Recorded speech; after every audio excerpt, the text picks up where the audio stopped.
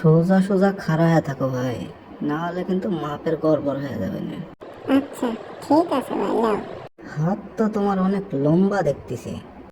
আরে হয়, আইনের ছেলে আমি, এই জন্য একটু হাত লম্বা। আচ্ছা ঠিক আছে, সমস্যা নাই, একদম সঠিক দর্জির কাছেই আসিছেন। হয় বারে, সবাই আপনার অনেক প্রশংসা করে। আর শুনেছি আপনি নাকি খুব ভালো ডিসকাউন্টও দেন। আরে ওগুলা পরে হবে নি, সমস্যা নাই। হাতের মাপ তোমার দেখতেছি 25 আসতেছে। আচ্ছা ঠিক আছে, আপনার যেটা ভালো মনে হয় সেটাই করেন। তো হাতের মাপ লিখলাম 25।